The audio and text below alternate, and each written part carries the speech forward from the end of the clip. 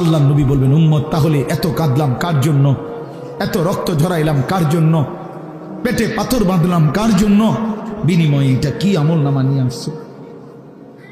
ছেলেরা বলো ভাই, একটা ছেলে বলো রাসূলুল্লাহ সাল্লাল্লাহু আলাইহি ওয়াসাল্লামের সুপারিশটা একটা মামুলি ব্যাপার? রাসূলুল্লাহ সাল্লাল্লাহু আলাইহি ওয়াসাল্লাম বলবে, উম্মত এটা কি আনলা? আমি এই আমল নামা নিয়া আমার মতো এত বড় শ্রেষ্ঠ রাসূলের উম্মত তুমি, আমি মালিকের সামনে দাঁড়াবো কেমনে, এটা দেখাবো কেমনে? আরে চেয়ারম্যান ভাই, আপনি কেমনে দেখাইবেন? আপনার অনুসারী যদি, আপনার অঞ্চলের একজন মানুষের যদি পুরাটা পৃষ্ঠার মধ্যে 110টা মামলা থাকে, আপনি তার জন্য কেমনে নিবেন? আপনি একজন উপরস্থ পদস্থ কর্মকর্তার কাছে আপনি কিভাবে সুপারিশ করবেন? বেটা তোর তো কিছুই নাই বেটা, শুধুই অপরাধ আর অপরাধ ছাড়া। তো এই বেচারা লজ্জিত হবে কিনা বলেন না কেন? তো নবী সাল্লাল্লাহু আলাইহি ওয়াসাল্লাম বলবেন, উম্মত তুই আমার মতো শ্রেষ্ঠতম রাসূলের মাথাটা তো ছোট করে ফেললি, তুই তো আমার উম্মত, তুই এটা কি আনলা? আমি কেমনে দেখাবো এটা আমার মালিকের সামনে যে রব্বুল আলামিন এটা আমার উম্মতের আমল নামা? ওফ, চলেন ভাই,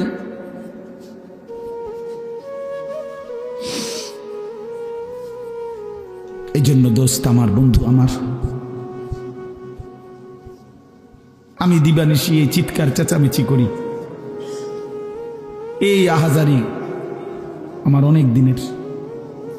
মুসলমানের সন্তান ফিরবে, নওজওয়ানরা ফিরবে, মুসলমানের যুব সমাজ নামাজ পড়বে, আল্লাহরে চিনবে, এটাই আমার স্বপ্ন, এ আমার দিলের তামান্না। কারো প্রতি আলহামদুলিল্লাহ এখন আর দিলে শত্রুতা রাখি না, কারো বিরোধিতা, কারো প্রতি হিংসা করার কোনো সময়ও নাই, বিশ্বাস করেন, একদম সময় নেই, সময়ই তো না। আমি জুমার নামাজ পড়াইছি ঢাকা মোহাম্মদপুর আদাবর, আমার জুমা, ওইখান থেকে আমি জুমার পরে রওনা দিয়া মাগরিবের পরে রোয়াচালা বয়ান করছি, এশার একটু পরে ওই মুসাগারা বয়ান করছি, এরপরে এখানে এসে বয়ান করছি, শুধু অজু করছি, শুধু অজু, শুধু সময় বাঁচানোর জন্য মসজিদের খানাটা খাই নাই, হোটেলে, পথের একটা হোটেলে মদনপুর পার হয়ে আইসা অল্প কটা ভাত খাইছি। এটা বলার উদ্দেশ্য হলো কেরামতি বুজুর্গি বুঝানো না, আল্লাহর কসম বুঝানো হইল এই কথার ফিকির যে কাউরে প্রতিপক্ষ ভাববার কোনো দরকার নেই, কোনো দরকার নেই। আমরা ছোটবেলায় যখন মাদ্রাসায় পড়তাম তখন আমাদের উস্তাদরা আমাদেরকে সব সময় বলতেন যে ইলম, কোরআন সুন্নাহর ইলম, আল ইলমু লা ইউতিকা বা'দাহু লা তুতিকা বা'দাহু হাত্তা তুতিয়াহু কুল্লা। তুমি যদি তোমার পুরা নিজেকে সঁপে দাও ইলমের জন্য, তো ইলম তোমাকে কিছু দিবে।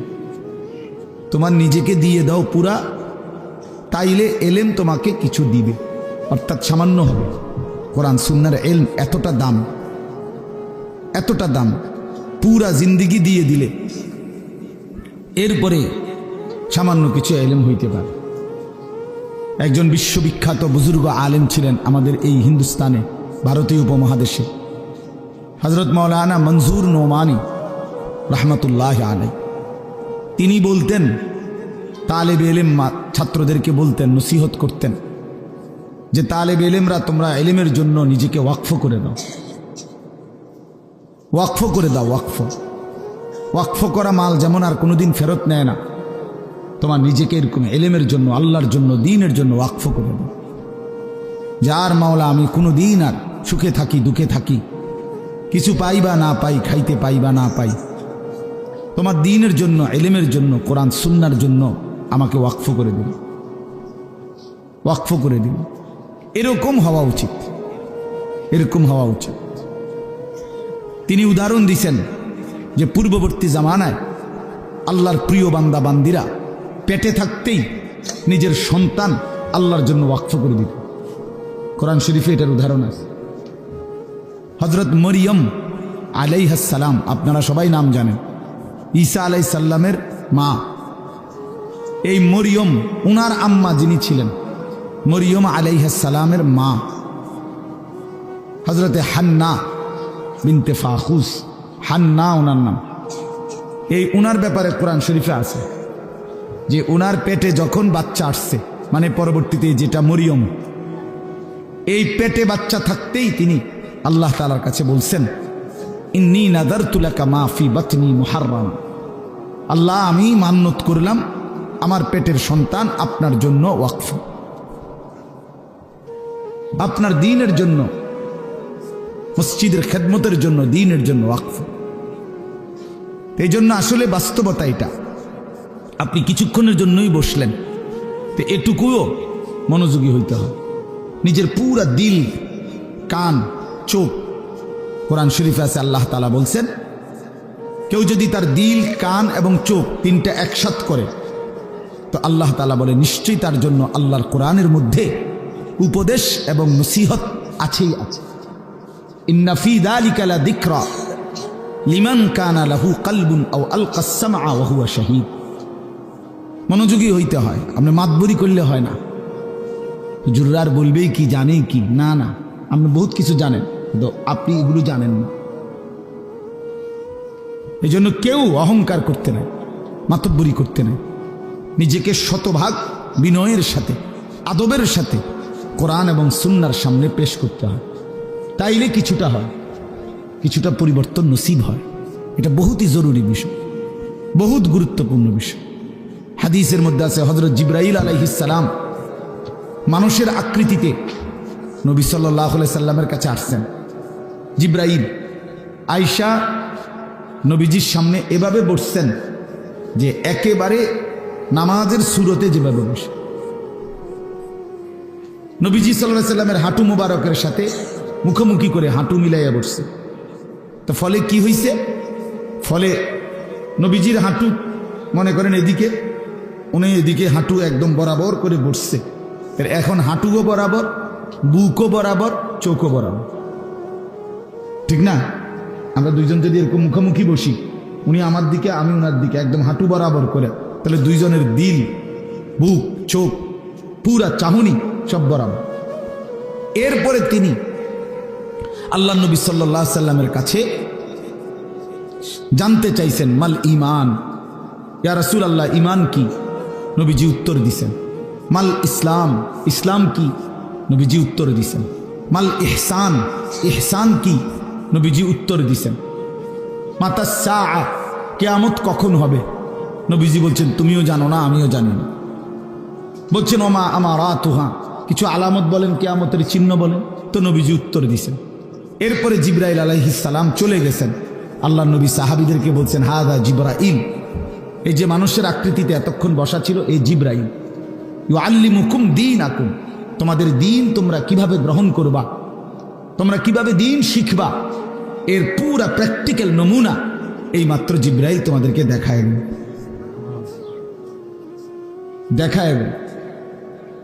এই জন্য বাপ, এটা খুব জরুরি বিষয়। এই মসজিদে কিছু মানুষ আছে, ইমাম সাহেব জুমার নামাজের বয়ান করে, উনি কোনো পাত্তাই দেন, উনি এটারে কোনো বিষয়ই মনে করেন, কোনো বিষয়ই মনে করেন।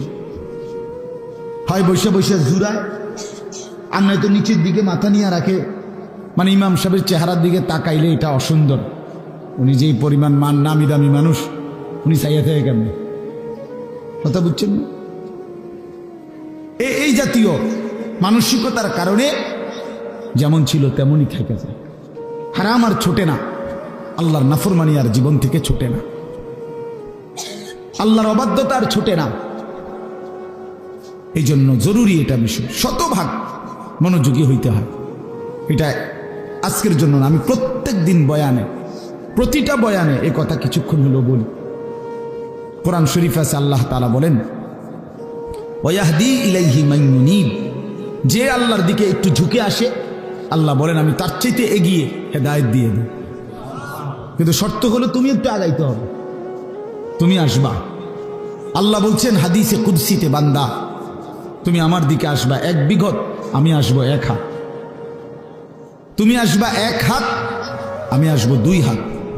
তুমি আসবা হাঁটতে হাঁটতে, আমি রহমত মাগফিরাত নিয়ে আসবো দৌড়তে দৌড়তে। বাকি তুমি একটু আগাইতে হবে, জাগাত বইয়া মাতবরি করলে হইতো না। মাতবরি করলাম, বিনয়ী হইতে হয় যে ভাই একটা কথা বললাম শুনবেন, আরে কইবেন না হুজুর, আপনার কথা আপনি কইবেন না, আমি কি করি, এটা আপনার কি দরকার? হ্যাঁ আরে বেয়াদব, তোমার তো পরিবর্তন হবে না জীবন, তোমার এই অহংকার তোমারে শেষ করে দেবে, তোমার এই অভদ্রতা তোমারে শেষ করে দেবে।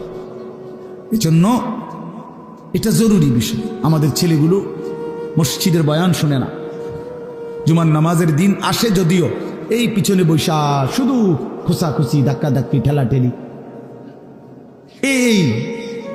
এই ফালতু দুষ্টামি করতে করতে জিন্দেগি শেষ। আহা, গাফলতে গাফলতে জীবন শেষ, হেলায় হেলায় জীবন শেষ। এই এক অসভ্য জিন্দেগি, জানেও না কি কেন আসছে, কোত্থেকে আসছে, কে তারে পাঠাইলো, কেন পাঠাইলো, কিচ্ছু মনে না, কিচ্ছু মনে না। আরে ভাইয়া এটা ঠিক কোরআনুল কারীমের মধ্যে আছে, আল্লাহ তাআলা বলেন হাল আতা আলাল ইনসানি হিনুম মিনাদ দাহরি লাম ইয়াকুন শাইআম মাযকুরা। প্রতিটা মানুষকে আল্লাহ বলছে, বান্দা শোনো, তুমি মনে রেখো একটা দীর্ঘ সময়, যুগের পর যুগ তোমার এমন গেছে যখন তোমার কোনো নাম, ঠিকানা, আলোচনা, তোমার কোনো নিশানা কিছুই এই পৃথিবীতে কেউ জানতো না, ছিল না, উল্লেখ করার মতো বস্তু তুমি ছিলে না, কিন্তু আমি আল্লাহ একাই তোমাকে দীর্ঘ সময় লাগায়া এই জমিনে আমার এই সৃষ্টিতে তোমারে সংরক্ষণ করেছি। তুমি প্রথম মাটির মধ্যে ছিলা, মাটির অস্তিত্বের মধ্যে আমি আল্লাহ তাআলা সেখানে তোমাকে সংরক্ষণ করেছি, কেউ জানতো না। তুমি খাদ্যের মধ্যে ছিলা, খাদ্যের উপাদানের মধ্যে তোমার অস্তিত্ব ছিল, কেউ জানতো না। একদিন নির্দিষ্ট পরিমাণ খাদ্য তোমার বাবা ভক্ষণ করেছে, সেখান থেকে আমি আল্লাহ নির্দিষ্ট পরিমাণ বীর্যের ফোঁটা তৈরি করেছি। একদিন বাবা মায়ের মিলনে উভয়ের মিশ্র বীর্য একত্রিত করে মায়ের জরায়ুতে আমি আল্লাহ স্থাপন করেছি। সেখান থেকে আরো 10 মাস লাগায়া ধীরে ধীরে পর্যায়ক্রমে আমি আল্লাহ তোমাকে এই পৃথিবীর আলোর মুখ দেখাইছি। তো এই লম্বা সময় তুমি মাটি আকারে ছিলা, খাবারের কণিকা হিসাবে ছিলা, বাবার বীর্য হিসাবে ছিলা, মায়ের জরায়ুতে স্থানান্তর হইলা, সেখান থেকে ধীরে ধীরে 10 মাস পরে তোমার আমি এই পৃথিবীর আলো দেখাইলাম। তুমি একটাবারও জানতে চাইলা না যে এত লম্বা সময় লাগাইয়া মাওলা আপনি আমারে কেন বানাইলেন? একবারও কি ভাবা উচিত ছিল না? সামনে যা পাইলাম তাই করলাম, সামনে যা দেখলাম তাই করলাম। হায় যুবক, এটা কি কোনো জীবন হইতে পারে? জীবনের কোনো আগা নাই, মাথা নাই, লক্ষ্য নাই, উদ্দেশ্য নাই।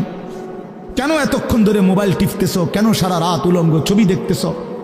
কেন নর্তকী দেখতেছ, জিনা দেখছো, বেবিচার দেখতেছ? এক ওয়াক্ত নামাজ পড়ো না, কোনো দিন ফজরের নামাজ পড়ো না, জানো না রাত কখন হয়, দিন কখন হয়, আলো কখন হয়, ভোর কখন হয়, কিচ্ছুই বুঝলা না। শুধু নারী, ছবি, নর্তকী, জিনা, বেবিচার, মদ, জুয়া, মোবাইলের অস্থিরতা, অসভ্যতা, আর বন্ধুদের আড্ডা। কে তোমার মা, কে তোমার বাবা, কে তোমারে বানাইলেন, কে তোমার রসুল, কে তোমার কিতাব, কি তোমার ধর্ম, কিচ্ছুই জানলা না। আরে মুসলমানের বাচ্চা এত বড় অপদার্থ মানুষের বাচ্চা হইতে পারে না, এটা জন্তু জানোয়ার হইতে পারে বেটা, হাইওয়ান হইতে পারে বেটা। মানুষের বাচ্চা তো বেখবর হয় না। যাকে আল্লাহ আকল দিয়েছেন, যাকে আল্লাহ চোখ দিয়েছেন, যাকে আল্লাহ কান দিয়েছেন, যাকে আল্লাহ দিল দিয়েছেন, যাকে আল্লাহ তাআলা এত সুন্দর শরীর দিয়েছেন, তার একটাবার ভাবা উচিত ছিল আমি আসলাম কোত্থেকে, কেন বানাইলো, আমি করছিটা কি? তিনি আমার কাছে এটাই চাইছিলেন। ওফ, আল্লাহ বলছেন ইন্না খালাকনাল ইনসানা মিন নুতফাতিন আমশাজ। আমি আল্লাহই স্বামী স্ত্রীর মিশ্র বীর্য থেকে মানুষকে সৃষ্টি করেছি। কেন? নাবতালিহি নাবতালিহি নাবতালিহি। আল্লাহ বলছে বান্দা বিশ্বাস করো, তোমারে বানাইছি পরীক্ষা করার জন্য, পরীক্ষা করার জন্য, পরীক্ষা করার জন্য। নাবতালিহি ওয়ালা নাবলুয়ান্নাকুম ওয়া নাবলুকুম লিনাবলুয়াহুম লিয়াবলুয়াকুম। একই শব্দ, কোরআনের শব্দগুলো। পরীক্ষা করার জন্য, পরীক্ষা করার জন্য, পরীক্ষা করার জন্য, পরীক্ষা করার জন্য। যদি বলি আল্লাহ আপনি আমার কি পরীক্ষা নিবেন, আল্লাহ বলেন আমি জানতে চাচ্ছি, দেখতে চাই। আমি তোমার একটা অনির্দিষ্ট হায়াত দিয়েছি, অস্থায়ী। একে তো এই পৃথিবী তোমার জন্য স্থায়ী না, দ্বিতীয়ত যেটুকু হায়াত দিছি তাও অনির্দিষ্ট। একে তো তুমি স্থায়ী থাকবা না, দ্বিতীয়ত যে কয়দিন থাকবা তাও জানা না। কথা বুঝেন নাই? আমি একটা মনে করেন আমি বুঝলাম যে আমি এই পৃথিবীতে স্থায়ী না, অস্থায়ী, বাকি কয়দিন এটা কইয়া দেন আমার, কি 14 দিন না 14 মাস, তাইলে আমি এভাবে গুছাইতাম। যদি 14 দিনের হয় তাইলে 2টা লুঙ্গি হলেই তো সারে, আর যদি 14 বছরের হয় তো আরো কিছু সামানা লাগবে। কথার কথা আল্লাহ বলে না, আমি এটাও বলবো, কতদিন থাকবো, থাকতে দিব তোমারে তাও জানাবো না, তাও জানাবো না, আমি জানি শুধু। তাহলে একটি অস্থায়ী জায়গায় অনির্দিষ্ট কিছু সময়ের জন্য আল্লাহ বলেন আমি তোমাকে থাকতে দিছি পরীক্ষা করতে, তুমি কি স্থায়ী ঠিকানা জান্নাতে যেতে চাও নাকি জাহান্নামে যেতে চাও? এই পরীক্ষার জন্য, এই পরীক্ষার জন্য। এবার যদি বলি আল্লাহ আমি যাতে পরীক্ষায় পাশ করতে পারি, আমার জন্য আপনি কি ব্যবস্থাপনা দিছেন, কি কি ব্যবস্থাপনা দিছেন? তো আল্লাহ তাআলা বলেন 3টি ব্যবস্থা আমি 24 ঘন্টা তোমার জন্য দিছি। কয়টা বলেন না ভাই, কয়টা? 1 নাম্বার হলো ফাজআলনাহু সামিআন বাসীরা, আমি আল্লাহ তাআলা তোমাকে আমাকে মানার মতো যতগুলো হুকুম আমি করেছি, যতগুলো নিষেধ আমি করেছি, প্রতিটা হুকুম পালন করার, প্রতিটা নিষেধ বর্জন করার আমি আল্লাহ শতভাগ যোগ্যতা সম্পন্ন একটি শরীর, দেহ আমি আল্লাহই তোমার দিয়েছি। একটা হুকুম এমন নাই বন্ধু যেটা আমার শরীরের মধ্যে সক্ষমতা নাই অথচ আল্লাহ করতে বলছে। এমন একটা গুনাহ নিষেধ এমন নাই যেটা আমার পক্ষে বিরত থাকা সম্ভবই না অথচ আল্লাহ আমার এটা থেকে বিরত থাকতে বলছেন। আল্লাহর কসম এমন কোন হুকুম মালিকের নাই। আল্লাহ তাআলা জুলুম করে না। ইন্নাল্লাহা লা ইয়াজলিমু মিসকালা যাররাহ, নিশ্চয়ই আল্লাহ তাআলা এক বিন্দু জুলুম করে না। মনে করেন আমারে আল্লাহ বলছে রুকু দিতাম, এখন আমার কোমরে বাঁকা হয় না, তাইলে আমি বলতাম যে আপনি আমার দেখতেছেন আমার কোমরটাই ভাঙে না, আপনি আমারে রুকু করতে বললেন, এটা তো জুলুম করলেন। এখন কি বিষয়টা এমন? কথা বলেন না কেন? আমারে আপনি সেজদা দিতে বললেন, ও আমি তো নিচের দিকেই যাইতে পারি না, আমার বানাইলেন তাল গাছ, আমারে বললেন সেজদা দিতে, তাইলে না এটা জুলুম হইতো। কিন্তু আমার আপনার শরীরের মধ্যে এই যে কনুই ভাঙ্গে, হাঁটু ভাঙ্গে, কোমর ভাঙ্গে, বাঁকা হয়, এটা কেন দিলেন? তো আল্লাহ তাআলা সেজদা করার যোগ্যতা দিলেন। তাহলে একটি বিধান বলেন, একটি, ওযু, গোসল, নামাজ, রোজা, হজ, যাকাত, জিকির, তেলাওয়াত, দান, সাদাকা, গুনাহ থেকে বাঁচা, হারাম থেকে বাঁচা, চুরি, ডাকাতি, জিনা, ব্যভিচার, মদ, জুয়া, সুদ, ঘুষ, অশ্লীলতা, বেহায়াপনা থেকে ফিরে আসা, কোনটার যোগ্যতা আমার শরীরের মধ্যে নাই? যে আমার চোখটার এমন অবস্থা যে আমি যদি কোনো বেডির দিকে চাই তা আর নামাই পারি না, এমন সমস্যা কি? এমন যদি হইতো হুজুর আমি একবার যদি চোখ উঠাই কবে 30 মিনিটের কবে আর নামাই পারি, তাইলে না এটা বড় অসুবিধা হইতো। বলেন তাহলে আমরা যদি উপরের দিকে তাকাইতে পারি তো নিচের দিকে চোখ নামাইতে পারি না? পারি কি না বলেন না? তো সমস্যা কি? সমস্যাটা কোথায়? সুদ আল্লাহ নিষেধ করছেন, তো ব্যবসা কি আল্লাহ হালাল করে নাই? তো ভিন নারী দেখতে কি নিষেধ করছেন, তো একজন পবিত্র স্ত্রী গ্রহণ করতে কি অনুমতি দেয় নাই? তো সমস্যা কোথায় বলেন? অর্থাৎ আল্লাহ তাআলা বলেন বান্দা আমি একটি হুকুম এমন দেই নাই যা তোমার শরীরের সাথে মানানসই নয়, এমন হয় না। তুমি শতভাগ পারবা, এই যোগ্যতা দিয়েই আমি আল্লাহ তোমার দেহ বানিয়েছি। ফিতরাতাল্লাহিল্লাতী ফাতারান নাস আলাইহা। 2 নম্বরে আল্লাহ বলেন ইন্না হাদাইনাহুস সাবিলা। এটার মধ্যে 2টা, 2 এবং 3। আল্লাহ তাআলা বলেন তোমারে আমাকে মানবার যোগ্যতা সম্পন্ন একটি শরীর যেমন দিয়েছি, এবার আমি আল্লাহ দ্বিতীয় এবং তৃতীয় 2টা ব্যবস্থা করছি। একটা হলো তোমারে বুঝাইবার জন্য 24 ঘন্টা আমি আল্লাহ এক জামানা নবী রাসূল, এরপরে নবী রাসূলদের পরবর্তীতে ওলামায়ে কেরাম সর্বযুগে তোমার সামনে রাখছি, যারা তোমার আখিরাতের রাস্তা, পরীক্ষায় উত্তীর্ণের রাস্তা, জান্নাতের রাস্তা বুঝায় দিবে, বলে দিবে, এমন উপযুক্ত রাহবার, পথ প্রদর্শক, এমন উপযুক্ত আলেমে দ্বীন আমি আল্লাহ তোমার জন্য রেখেছি। বলেন এখানে একজন বয়স্ক লোক বলেন আজ থেকে 30 বছর আগে, 50 বছর আগে আপনি শুনছেন যে 1 বছর এরম হয়েছে, সকালে উঠটা মানুষে দেখছে যে দেশে কোনো হুজুর নাই? 1990 সালে এরকম একবার হয়েছে, হ্যাঁ কথা বলেন। 1986 সালে একবার এরকম হয়েছে নাকি? এমন ঘটনা ঘটছে কখনো? না, ঘটে নাই। এমন ঘটনা ঘটে নাই। আল্লাহ তাআলা তার জমিনে তার প্রতিটি বান্দাকে বুঝাবার জন্য উপযুক্ত আলেমে দ্বীন এই জমিনের মধ্যে রেখেছেন। 3 নাম্বার হলো আল্লাহ তাআলা বলেন, আমি বুঝবার জন্য তোমার সামনে 24 ঘন্টা সর্বসময় আমার আসমানি কিতাব কোরআন তোমার সামনে রেখেছি। তাইলে তোমারে মানবার মতো যোগ্যতা সম্পন্ন একটা শরীর দিছি, তোমারে বুঝাইয়া বলার জন্য নবী রাসূল এবং ওলামায়ে কেরাম দিয়েছি, তোমারে বুঝবার জন্য কিতাব দিয়েছি, এরপরেও বান্দা কেন পারলা না? কি উত্তর দিবেন তখন? বলেন ভাই, বলেন বাপ, কি জবাব হবে তখন আমাদের? আমরা কি বলবো তখন? 2টা প্রশ্ন আল্লাহ এবং রাসূল হাসরের ময়দানে করবে। একটা হলো দুনিয়াতেই করছে আল্লাহ, এটা কোরআনে আছে, ফাবি আইয়ি হাদিসিন বাদাহু ইউমিনুন। আমি নিয়মিত বলি এই কথাটা, কোরআন শরীফে আছে, আল্লাহ বলছেন, বান্দা আমি 23 বছরে 30 পারা কোরআন নাজিল করেছি। আমি আল্লাহ আমার সর্বশ্রেষ্ঠ কালাম তোমাদের জন্য দিয়েছিলাম। আমি এক একটা কথা বান্দা বারবার এই কোরআনের মধ্যে বলছি, আকিমুসসালাহ আকিমুসসালাহ আকিমুসসালাহ আকিমুসসালাহ। বান্দা তুমি জানো আমি 80 বারের চাইতে বেশি তোমারে বলছি নামাজ পড়ো, নামাজ পড়ো, নামাজ পড়ো, নামাজ পড়ো। এত শ্রেষ্ঠতম কিতাব বললাম, 30 পারা কোরআন দিলাম, এতবার বললাম। আল্লাহ জানতে চাইছে কোরআনে, বান্দা এরপরে আর কোন কথা বললে, এর চাইতে দামি আর কোন কিতাব দিলে তুই নাফরমান আমার কথা মানতি? এই বেনামাজি বেঈমান, আর কোন আল্লাহ বললে, আর কতবার বললে কোরআনের চাইতে দামি আর কোন কিতাব নাজিল করলে তুই নাফরমান সেজদা দিতি? বলেন। আল্লাহ জানতে চাইছে কোরআন যে আমি আর কি বললে, আমি আর কেমনে বললে বান্দা, আমি আর কতবার বললে বান্দা আমারে মানতা? হায় হায়, ওফ।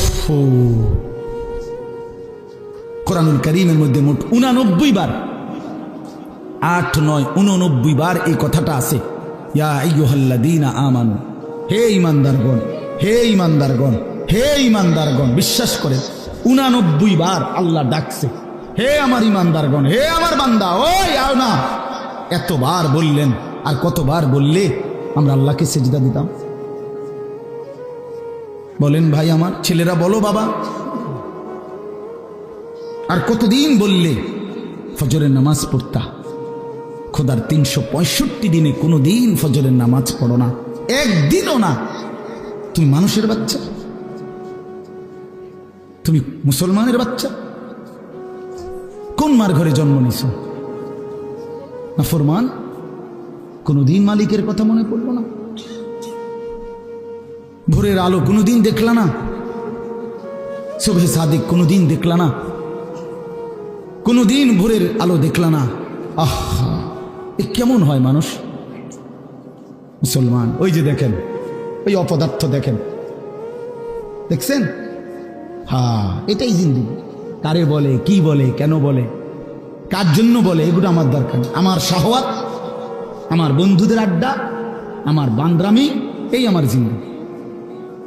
হ্যাঁ হ্যাঁ, আমি ছাড়তে রাজি না বাপ, আমি ছাড়তে রাজি না। আজ অভিভাবকরা আপনারা নিজ নিজ সন্তানের ব্যাপারে এই পরিমাণ গাফিল হয়ে গেছেন। সবাই বিল্ডিং দেখায়, বিল্ডিং। হুজুর গড় ইয়ান করছি, দোয়া করে দাও। কিতা দোয়া করতো? বিল্ডিং এর আবার দোয়া কিতা? বলেন, ইট বালুর কি দোয়া? এটা কিতা দোয়া করতো? হ্যাঁ, মোটরসাইকেল কিনছি হুজুর, কিন্তু দোয়া করে দেন। মোটরসাইকেলের দোয়া, প্রাইভেট কারের দোয়া, প্রাইভেট কারের বইয়ে ভিতরে বইয়ে দোয়া করেন লাগবে। যাইটা ভিতরে ঢুকাই, হুজুরের ভিতরে বইয়ে কিন্তু দোয়া করেন। কি দোয়া করতো বেটা? হায় হায় হায়, ছাদ ডালাই আজকা দোয়া করে দেন, আজকে ছাদ ডালাই। এই খাট পালং আর সোফা ফার্নিচারের জন্য দোয়া চাইলেন, এই সন্তানটা নষ্ট হয়ে যাচ্ছে, তার জন্য কিছুই বললেন না। ছেলেটা 1 ওয়াক্ত নামাজ পড়ে না, মেয়েটা কোনোদিন পর্দা করে না, স্ত্রী পর্দা করে না, ঘরে প্রতিদিন রঙিন টেলিভিশন চলতেছে, স্ত্রী ছেলে মেয়ে নাতি নাতনি প্রতিদিন নাচ গান নর্তকীর ছবি দেখতেছে, হিন্দি সিরিয়াল দেখতেছে। আহা, এদের জন্য কোনো কান্নাকাটি নাই? প্রত্যেক রুমে রুমে ছেলে মেয়ে, প্রত্যেকের হাতে হাতে একটা একটা মোবাইল, সারা রাত উলঙ্গ ছবি দেখতেছে। কার জন্য ছাড় ডালাই দিতেছেন? এই নাফরমানের জন্য? এই সোফা কার জন্য বানাইলেন? এই খাট কার জন্য বানাইলেন? এই হাইওয়ানদের জন্য যারা একটা সেজদা দেয় না, সারা রাত উলঙ্গ ছবি দেখে, কোনদিন ফজরের নামাজ পড়ে না, যে হাইওয়ান এই চতুষ্প জন্তুর জন্য ঘর বানাইলেন। আফসুসের ব্যাপার, আফসুস। আমার রীতিমতো আশ্চর্য লাগে এটা।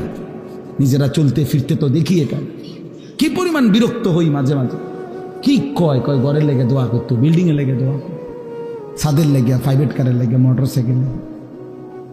প্রায় তো আমাকে জ্বালাতন করে, বুঝছেন না কথা? এগুলোর লেগে করে। সেদিন বাংলাদেশের একজন বড় বুজুর্গ আলেম আছে, হযরত মাওলানা আবুল বাশার মোহাম্মদ সাইফুল ইসলাম, অনেক বড় আল্লাহওয়ালা একজন আলেম। উনি একটা সুন্দর কথা বলছে, হে ব্যবসায়ী ভাই, তোমার ব্যবসার বরকতের জন্য, ব্যবসার লাভের জন্য তাবিজ তালাশ করতে কত হুজুরের কাছে গেলা। একটা তাবিজ দেন হুজুর, কিছু একটা ঝুলাইয়া রাখতাম দোকানে, যাতে করে ব্যবসায় রুটি রুজিতে বরকত হয়। কিন্তু ব্যবসাটা হালাল না হারাম, আমার এই পদ্ধতিটা হুজুর, এটা জানবার জন্য কোনো আলেমের কাছে একবারও গেলা না? বুঝেন নাই কথা? তাবিজের লেগে তো অনেকবার গেলাম, কিন্তু হালাল হারামের জন্য। হ্যাঁ, কোম্পানির মাল বেচছে 6 মাস, এখন কই আপনি? এখন কোম্পানি কি দিছে? বিশেষ অফার দিছে, 60 জন 70 জন নারী পুরুষ সবাই মিলে ট্যুরে গেছে। বাহ, কোম্পানির থেকে দিছে।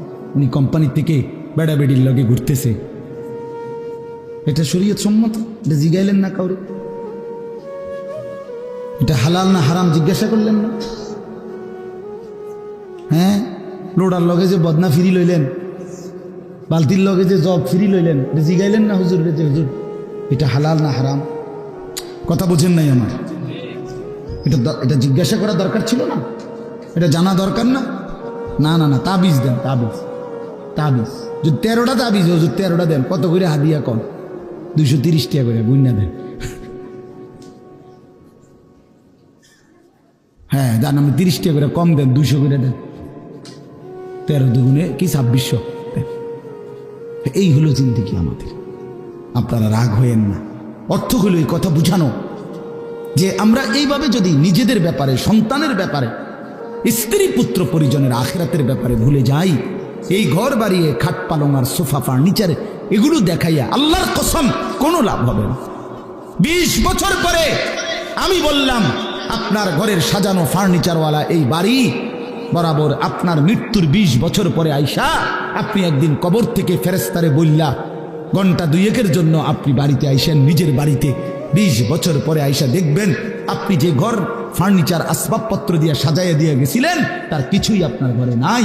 সবগুলো পুরাতন হয়ে যাওয়ার কারণে, মডেল চেঞ্জ হয়ে যাওয়ার কারণে এগুলো ফেলে দিয়ে পরবর্তী জেনারেশন নতুন কিছু দিয়ে ঘর সাজাইছে। আপনি দেখবেন নাই, এগুলো নাই। এই সোফা নাই, আপনার বানানো সেই খাট আর নাই, ওই ফ্রিজ আর নাই, ওই ফার্নিচার আর নাই, এগুলো এখন আর নাই, এগুলো চলে না, এগুলো হালাই দিছে।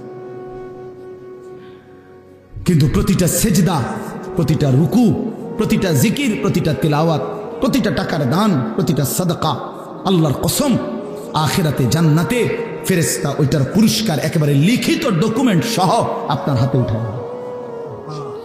আররাফাহা লাহুম ইয়ারিফুনাহা, কোরআন শরীফে আছে। আপনারা আমি এটা বুঝাইয়া কইতো মজা পাইবেন। আপনি বলেন একবার সুবহানাল্লাহ, আবার বলেন সুবহানাল্লাহ, আবার বলেন সুবহানাল্লাহ। এই কয়বার হইল? এই হাসরের ময়দানে ফেরেশতা জান্নাতে এই বান্দাকে বলবে যে ভাই সাহেব, 15ই নভেম্বর 2024 11:36 শাহেদা গোপ দারুল উলুম মঈনুল ইসলাম মাদ্রাসার মাহফিলে আপনি 11:36 যখন বাজে তখন একবার সুবহানাল্লাহ পড়ছিলেন, এটা সেই সুবহানাল্লাহর পুরস্কার। এরপরে আপনি দ্বিতীয়বার আরেকবার সুবহানাল্লাহ পড়ছিলেন, এটা দ্বিতীয়বার একটা। এরপরে আরেকটা দিবে, সেটা বলবে এটা তৃতীয়বার একটা। এইভাবে আলাদা আলাদা এখানে আপনার পুরস্কারের মধ্যে বিনিময় প্রতিদানের মধ্যে আপনার এখানে লেখা আছে একেবারে সন তারিখ দাগ নম্বর BSCS RS সুদ্ধা লিখেছে। কুলু ওয়াশরাবু হানিআম বিমা কুনতুম তা'মালুন। রব্বুল আলামিন বলেন, আমার জান্নাতি বান্দা সারা জিন্দেগীর সমস্ত নেক আমলের বিনিময়ে আমার জান্নাতে আরামসে খাও এবং পান করো। কুলু ওয়াশরাবু হানিআম বিমা আসলাফতুম ফিল আইয়ামিল খালিয়া। আল্লাহ জান্নাতি বান্দাকে বলবে, বান্দা দুনিয়ার জিন্দেগিতে যে নেক আমলগুলো করেছো তার প্রতিটা হিসাব করে করে আজকে জান্নাতটা তুমি উপভোগ করে নাও। 100 হিসাব বুঝাই দিবে। জাযাআম বিমা কানু ইয়ামালুন। আল্লাহ বলেন, দুনিয়ার জীবনে যা আমল করেছো বান্দা, জান্নাতে আমি তার পুরাপুরি বিনিময় বুঝায় দেব। লাহুম মা ইয়াশাউনা ফিহা ওয়া লাদাইনা মাজিদ। আল্লাহ বলে, বান্দা জান্নাতে তুমি যা চাইবা আমি আল্লাহ তো তা পুরা দেবই, কিন্তু বান্দা তুমি চাইবাই কয়টা, জানোই কয়টা, চিনোই কয়টা? আমি আল্লাহ তোমার চাওয়া যখন শেষ হবে, ওয়ালাদাইনা মাজিদ, আমি নিজের থেকেও আরো অগণিত কোটি কোটি নিয়ামত দেব।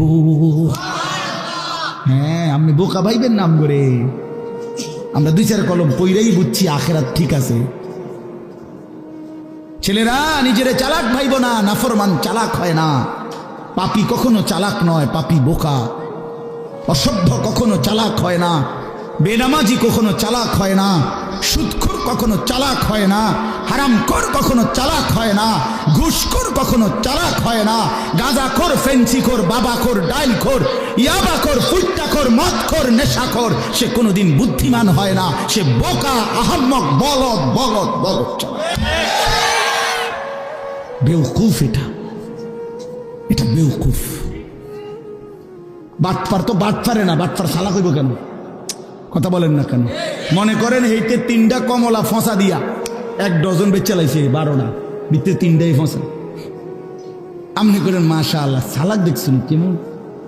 না না, হে সিটারে নাই, সালাক কি? কথা বলেন না কেন? ওই বাটপার ওই চালাক হবে কেন? 100 গ্রাম গোস্ত কম দিয়া 1 কেজি বেচ চালাইছে, হে সালাক, হে বাটপার, হে চিটার। তো সিটার তো সিটারে না, হে চালাক হবে কেন? সুদখোর তো সুদ করে না, হে চালাক বলেন কিত্তে নাম? মিথ্যাবাদী তো মিথ্যাবাদী না, পরে আপনি সালাক বলবেন কেন? কথা বলেন না কেন? চালাক হবে কোন যুক্তিতে? পৃথিবীর কোন অভিধানে লিখছে, কোন ডিকশনারিতে লিখছে? আমি কুমিল্লা ভিক্টোরিয়া কলেজ থেকে মাস্টার্স পাস করছি, আপনি কোন বইয়ের নাম কোন ডিকশনারিতে লিখছে চালাক তাহাকে বলে যে মিছা কথা সুন্দর করে বলতে পারে? হ্যাঁ, এটা কোথায় আছে? যে মানুষকে ধোঁকা দেয়, প্রতারণা করে তাহাকে চালাক বলে, এটা কোন কিতাবে লিখছে? আর কিতাব থুন আপনি, বই বই কোনটাতে লিখছে ভাইয়া? পৃথিবীর কোথাও না। ধোঁকাবাজ ধোঁকাবাজি, প্রতারক প্রতারকই, নাফরমান নাফরমানি, এটাই তার পরিচয়, এটাই তার পরিচয়। আল্লাহ নবী সাল্লাল্লাহু আলাইহি সাল্লাম বলেন, আল কাইয়িসু মান দানা নাফসাহু ওয়া আমিলা লিমা বা'দাল মাউত। এটাই আমি পড়ছিলাম হাদিস। নবীজি বলেন, বুদ্ধিমান চালাক সে। আল কাইয়িস, সৌদি আরব থাকেন বা থাকছেন এমন আছেননি কেউ? হাত উঠান। প্রবাসী এই যে আরব দেশে, গালফে ছিলেন বা আরবে, এই ওইখানে আপনার কোয়াইস কোয়াইস মানে কাইয়িস, চালাক চালাক বেড়া বুদ্ধিমান। কোয়াইস মানে এটা গ্রাম্য আরবি কয় আর কি, মানে আল কাইয়িস অর্থ হলো বুদ্ধিমান চালাক।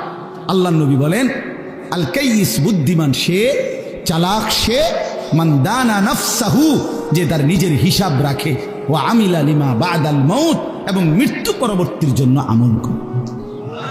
এজন্য বাপ রাত গভীরে আমি আর দেরি করতে চাই না।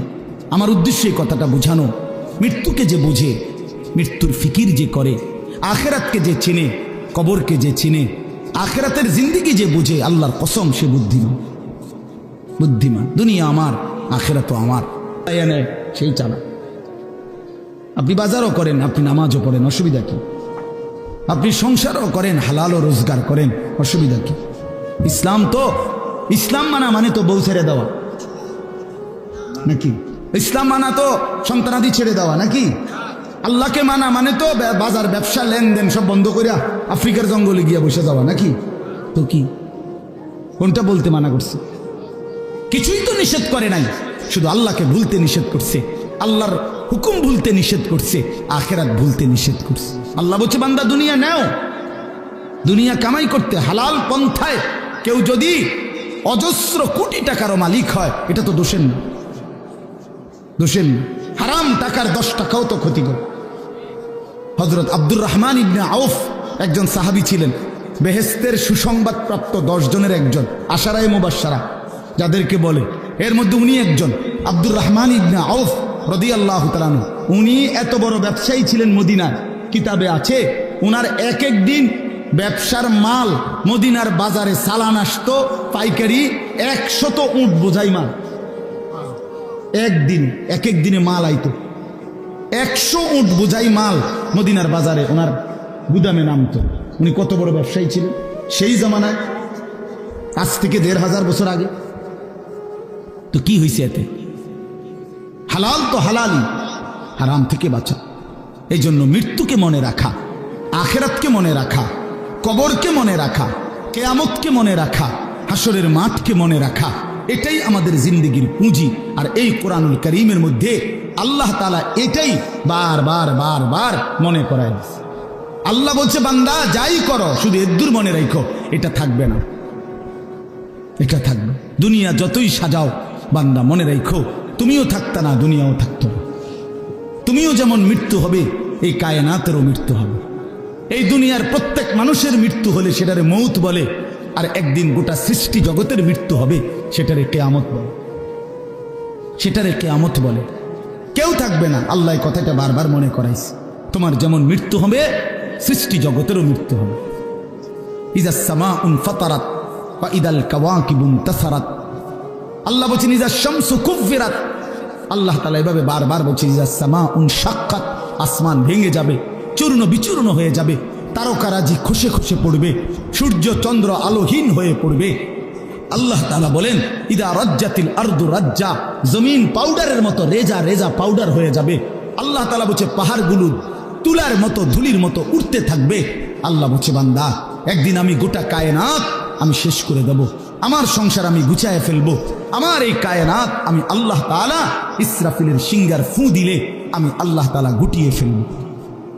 এই কথাটাই আপনাদের সামনে এখানে আমি শুনাইতে চাই, এই অল্প একটু শুনে। আল্লাহ তাআলা এখানে এই কথাটাই তুলে ধরছেন কোরআনের বহু সূরায়, যে বান্দা এই সৃষ্টি জগৎ একদিন থাকবে না, কিয়ামত হবে, একদিন ইসরাফিল ফু দিবে। ইসরাফিল যেদিন ফু দিবে, কোরআনে এই বর্ণনাটা 2 ভাবে আছে। একটা হলো ইসরাফিল প্রথমবার ফু দিবে, আরেকটা হলো ইসরাফিল দ্বিতীয়বার ফু দিবে। ইসরাফিল মোট 2 বার ফু দিবে। প্রথমবার ফু দিলে জমিনের মধ্যে ভূমিকম্প শুরু হবে। আল্লাহ বলেন এই ভূমিকম্পটা গোটা পৃথিবী একসাথে, আমার সৃষ্টি পুরাটা একসাথে নড়বে। ইন্না জালজালাতাস সাআতি শাইউন আযীম।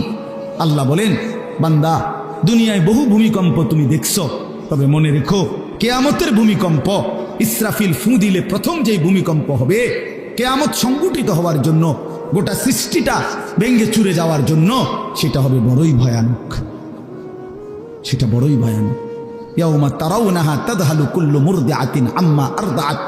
কোরআন শরীফে আছে এই প্রথম ভূমিকম্প যখন শুরু হবে জমিনে, ইসরাফিলের ফু শুরু হবে, সব কিছু যখন ভাঙতে শুরু করবে, আল্লাহ তাআলা বলেন যে মা তার দুধের বাচ্চা কোলে দুধ খাওয়াচ্ছিল, ওই মা সন্তানকে ছুঁড়ে ফেলে দিয়ে পাগলের মতো ছুটতে থাকবে। ওয়াতাদাউ কুল্লু যাতি হামলিন হামলাহা, যে মায়ের পেটের বাচ্চা 10 মাস পূর্ণ হয়ে গেছে, এই আর ঘন্টা 2-4 ঘন্টা পরে বাচ্চাটা প্রসব হবে। আল্লাহর কসম, আল্লাহ কোরআনে বলছে সেই গর্ভধারিণী মা 10 মাস যে তার সন্তানকে গর্ভে লালন করেছে, ইসরাফিলের ফু দিলে জমিনের কম্পন যখন শুরু হবে, ভূমিকম্প, তখন এই গর্ভধারিণী মা এভাবে দৌড়বে, এভাবে ছুটবে, নিজের বাচ্চা নিজের থেকে খালাস হয়ে পড়ে যাবে, মা ফিরেও তাকাবে। ও তারা নাসা সুকারা, আল্লাহ বলে সমস্ত মানুষগুলো বাতালের মতো দৌড়তে থাকবে। এইভাবে সব কিছু কাঁপতে কাঁপতে সব কিছু কিছু দূর গিয়া গিয়া ভাঙ্গা ভাঙ্গা পড়বে, মুখ থুবড়ে পড়বে। তো আল্লাহ রসুল সাল্লাল্লাহু আলাইহি সাল্লাম বলেন, সমস্ত কিছু এই সৃষ্টি জগতের যা আছে আল্লাহ ব্যতীত সব কিছুই প্রথম ফুঁয়ের পরে কাঁপতে কাঁপতে ভূমিকম্পের মতো হয়ে জমিনের তলদেশে চলে যাবে। মাটির উপরে তখন একটি সুতা আর থাকবে না, আর কিছুই না। এই হলো কিয়ামত, প্রথম ফুঁ, প্রথম ভূমিকম্প। নির্দিষ্ট একটা সময় পরে আবার আল্লাহ তাআলা ইসরাফিলকে জীবিত করে আবার বলবেন আরেকটা ফুঁ দাও, একটি নির্দিষ্ট সময় পরে। সেই সময়টা কতদিন? হাদিসের একটি বর্ণনা থেকে, নবীজির একটা বর্ণনা থেকে মুহাদ্দিসিনে কেরাম বলছে, এই দ্বিতীয় ফু আর প্রথম ফুর মাঝখানে, প্রথম ফুতে সব কিছু যখন কবরে চলে যাবে, তখন হতে পারে দ্বিতীয় ফু দিতে দিতে মাঝখানের সময় 40,000 বছর। আমার বন্ধু, আমার বাপ, আমার ভাই, রাত হইছে, কষ্ট সবাই করতেছেন, এতটুকু তো ভাবেন, সর্বশেষ যেই লোকটা কবরে যাবে, শেষ হতে পারে তাকে কবরেই থাকতে হবে 40,000 বছর। তো এখন যারা মরতেছে তারা কবরে আছে আজকে কত বছর? নবীজি সাল্লাল্লাহু আলাইহি সাল্লামের জামানায় যারা মারা গেছে তারা আজকে কতদিন কবর? ওই নূহ আলাইহিস সালামের জামানায় যারা মারা গেছে তারা আজকে কতদিন কবর? ভেবে দেখেন। আচ্ছা, এই শেষ লোকটাই যদি 40,000 বছর থাকতে হয়, আর যদি কবরের আযাব হয়, তার কি পরিমাণ কষ্ট পাবে সে, কি পরিমাণ কষ্ট পাবে। আল্লাহ রাসূল সাল্লাল্লাহু আলাইহি সাল্লাম বলেন, কবরের প্রথম শাস্তিটা কি? কোনো ব্যক্তি যখন কবরের প্রশ্নের জবাব দিতে পারবে না, তখন আল্লাহর পক্ষ থেকে ফেরেশতাদেরকে বলবে, কাযাবা আব্দি, আমার বান্দা মিথ্যা বলেছে, ফাআফরিশুহু মিনান নার ওয়ালবাসুহু মিনান নার ওয়াফতাহু লাহু বাবান ইলান নার। আল্লাহ বলবে ফেরেশতাদেরকে, ফেরেশতারা আমার এই নাফরমান বান্দার কবরের মধ্যে জাহান্নামের বিছানা বিছিয়ে দাও, আগুনের পোশাক পরিয়ে দাও, আর জাহান্নাম বরাবর তার জন্য একটা দরজা খুলে দাও। এরপরে নবীজি বলছেন, ফেরেশতারা এই ব্যবস্থাপনা করে